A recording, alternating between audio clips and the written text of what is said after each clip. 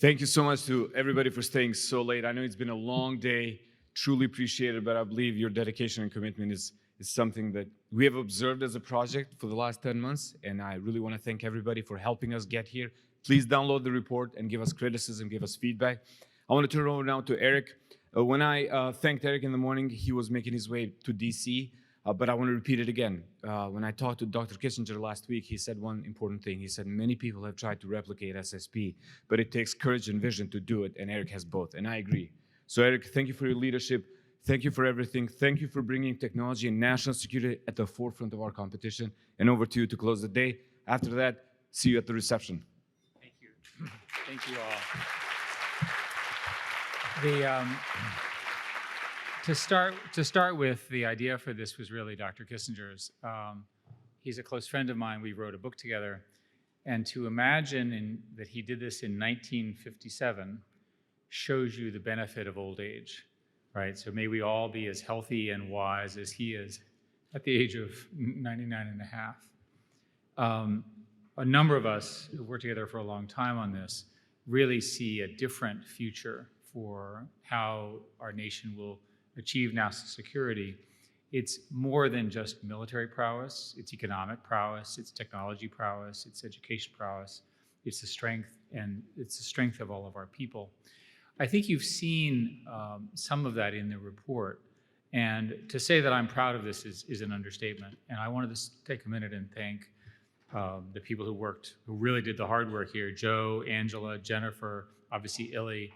I wanted to talk about the board, obviously Bob, Nadia, Michelle Flournoy couldn't be here, Mac Thornberry, who appointed me to the NSCAI, which sort of changed my life. So thank you so much. And there's so much to do. So what I've learned in this is that it just takes a long time, and it takes a village, and it takes all of us working together. And what I hope we've done is we've basically given everybody a framework to think about the future that will stand the test of time, that the technology is changing, that the opportunities are changing, that the way you prosecute national security is changing, et cetera, et cetera. So when I look at where we are, I think of us as we need a techno-industrial strategy, right? A number of our speakers mentioned that, and you can call it industrial policy, you can call it something else, but we're facing a very, very significant challenge from a very, very focused competitor who knows what they're doing. And I don't think I need to sort of emphasize this. We've said it all day. So take a look, for example, here after 2 years of lobbying, the CHIPS Act finally passes along with USICA, which is great. Now, the way the political context, here we are in Washington, everyone says, okay, we're done. If I told you you have to do that once a year for the next 50 years, in addition to being depressed, you would say, we can't do it. Our political system doesn't operate that way. But the way our competitor operates, they do it every week, right, in one form or another. So we have to get through our political processes in the way we like to say, oh, done, check off the list, it's over with, and off we go. So if you look, the CHIPS Act, the President's Executive Order on Advancing Biotechnology and Biomanufacturing, which has a major, major national security component, are really examples, after a lot of political pain to getting to the right answer. We're going to have to do more. And what I want to do is I want to say that we have to do this in a bipartisan way.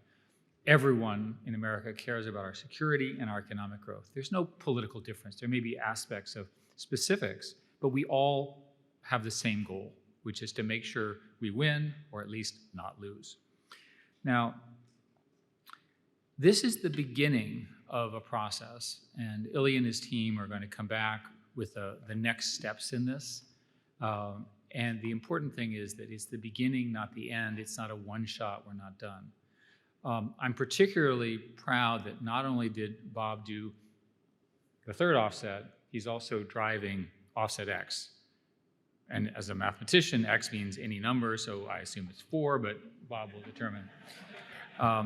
But when you read offset X, which I'm particularly pleased with that the team came up with after all of this work, it's what a tech person would do. It uses the technology of today to advance our agenda, as opposed to these arguments about incumbency and history and political processes and so forth.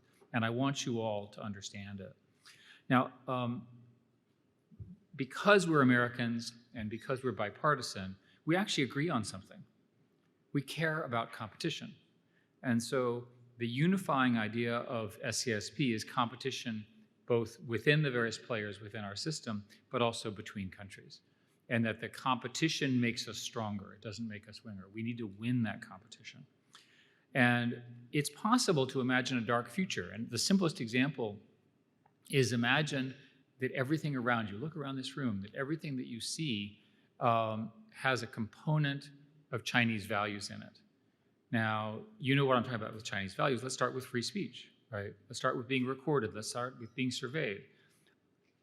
There are many, many impressive things that China has done, but I would not want to live there, right? And all of the evidence is that international people would prefer to be in the United States rather than China. So why don't we figure out a way to get more of them in our country so that they can innovate this future to keep us ahead? It seems kind of obvious. But let me tell you that the real issue here is we screwed up. We cannot get 5G'd again, right? I was part of the errors 20 years ago and 30 years ago in the semiconductor stuff, which is an even longer set of errors, where we collectively, and I was sitting in the White House saying, well, you know, that's fine, that's not that important, we can figure it out, globalization will work, and so forth. And meanwhile, we've got a situation where my phone doesn't work most of the time, whereas if I'm in China, which I may or may not be allowed back into, you have basically roughly a billion people on track to having a gigabit to their mobile phones in the urban centers within the next year or two. Now, if that doesn't upset you, look at your phone again. Right? Just imagine getting from here to the airport, getting between here and your home and so forth. Wouldn't it be nice? I use my story of Starlink and the Ukrainian train to make a point, but it's actually true. I actually know how to measure the internet speeds, and I do it every day because I care about this stuff. So my point is that we operate in a reactive way rather than a strategic way. So let me say very clearly, we need to make sure that we are ahead of China in semiconductors. The Trump administration and the Biden administration has done the right thing. We need to stay ahead of China with respect to artificial intelligence. We need to stay ahead of China with respect to quantum. Last week, I was reading an article about quantum. So quantum has both quantum computing, secure communications, and a number of other technologies. It turns out one of the things that you do is you have a special kind of wire that allows essentially entangled photons to have a communication that you know cannot be broken as a matter of physics. How many miles of those wires have been laid in the United States? Is the correct number 0? Yes. 4,000 miles laid in China. Now, does that indicate that they're going to try to use quantum secure communications in their military? I would assume so. I can't think of any other reason why you would. We'll see. But these are happening week after week after week. And by the way, the chief architect of their quantum stuff was in America and left because they couldn't get the right visas. I mean, that's really stupid. So my point is that I don't want us to be reactive. I want us to harness this new geometry of innovation.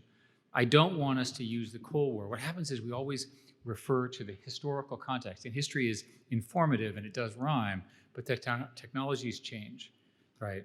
So if you look at the sort of Ukraine-Russia war, which of course is horrific and needs to stop as soon as possible, you have sort of a World War II type war against a sort of a war that's now a broadband-enabled war by people who don't have all the tools, and they've asked for more tools from us.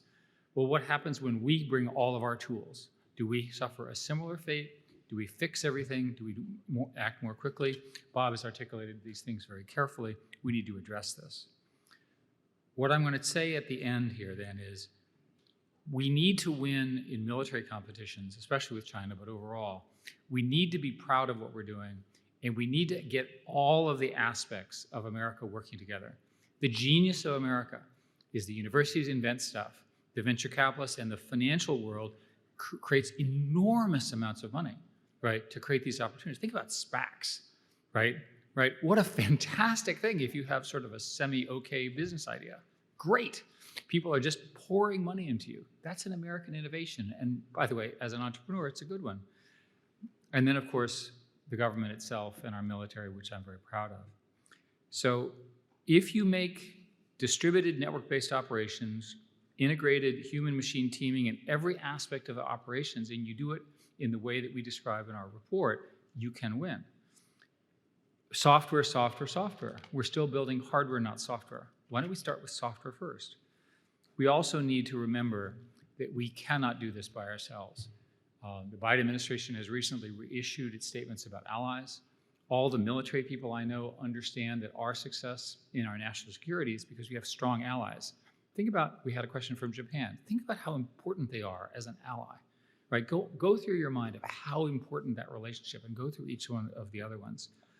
So from my perspective, what we need to do now is we need to identify the obstacles to getting the actions that we, our teams, and all of you together, and thank you, many of you who are in the audience have contributed in significant ways to this. We've got to figure out a way to now get the legislative changes, the political changes, and the funding changes to make this stuff happen. I'm committed to doing this for, I guess, the rest of my life, which is sort of how these things work, and I hope you all do as well.